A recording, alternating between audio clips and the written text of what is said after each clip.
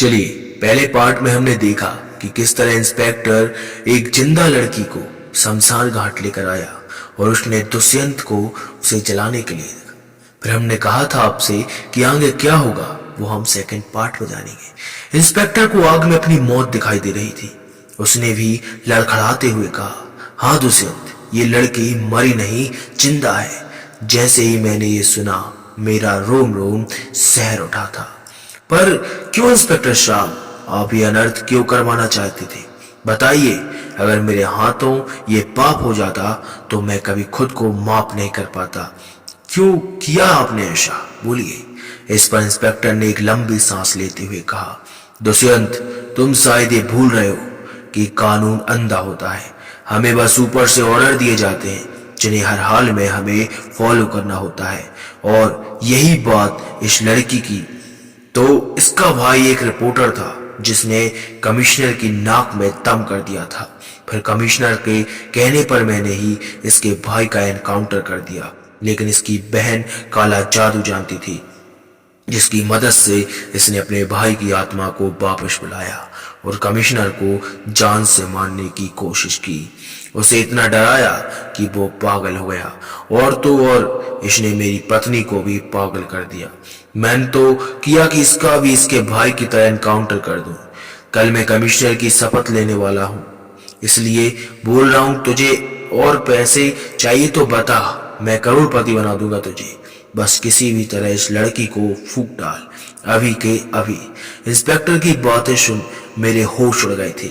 मेरे मन में बस इंस्पेक्टर की कही हुई बातें घूम रही थी, जिसके बारे में सोचते हुए मैंने खुद से कहा, मतलब कि वो मेरा भ्रम नहीं था। इस लड़की ने काले जादू की मदद से सच में ही मुझसे बातें की थी। पर मेरे मन को एक सवाल और नोच रहा था, जिसका जवाब मैंने इंस्पेक्टर से पूछा। अगर ये लड़की जिंदा है तो तुमने इसके साथ ऐसा क्यों किया जो ये हिल भी नहीं पा रही है? और इसने तो कहा था कि ये पेट से मरना नहीं चाहती। इस पर इंस्पेक्टर ने हंसते हुए कहा, अच्छा तो काले जादू की मदद की, ये तेरे से भी बातें करने लगी। अरे जब मैंने घर से उठाया तो बहुत चटपटा रही थी, तो इसे शांत करने के लिए मैंने इसमें इतने इंजेक्शन ठोके कि ये पैरालाइज हो गई। और रही बात बच्चे की, तो गरीब की झोली में कौन का दाना किसका है क्या मालूम। हा हा हा, हंसते हुए इंस्पेक्टर ने कहा। इंस्पेक्टर की सारी बात सुनने के बाद मैं खुद से बस यही कह रहा था, लोग तो पहले ही कब का मर चुके होते हैं। अंदर से ये शमशान तक आना, चिताओं का अंतिम संस्कार होना, ये सब तो सिर्फ एक रस्म है, खुद को झूठी उम्मीद और तसल्ली देने की, मोक्ष पाने की। मैं खुद से कह ही रहा था कि मेरा ध्यान भटकते ही इंस्पेक्टर ने अपनी रिवॉल्वर मुझ पर तानते हुए कहा, दुष्यंत, तेरा एनकाउंटर तो अपने हाथों से ही करूंगा। मेरा चेहरा बर्बाद कर दिया तूने, होने वाले कमिश्नर का चेहरा। तुझे तो मैं जिंदा नहीं छोड़ूंगा, दांत पीसते हुए इंस्पेक्टर ने कहा। इतना कहकर इंस्पेक्टर मुझ पर गोली चलाने ही वाला था कि तभी तेज हवाएं चलने लगी और चिता पर लेटी हुई लड़की का कफन उड़कर मेरी रक्षा के लिए मेरे सामने आ गया था। इंस्पेक्टर ने गोली की भी चलाई, पर एक भी गोली कफन को चीर नहीं पाई।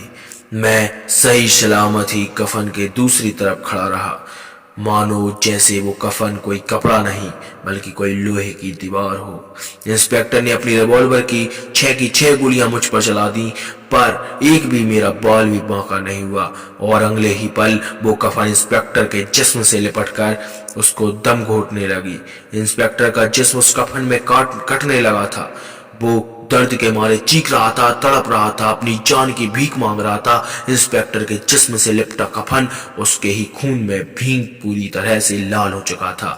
ना जाने मेरे मन को भी क्या सूझी, मैंने भी नीचे गिरी मसाल को उठा, उस कफन में आग लगा दी और उसमें कैद वो इंस्पेक्टर जिंदा ही जलने लगा था।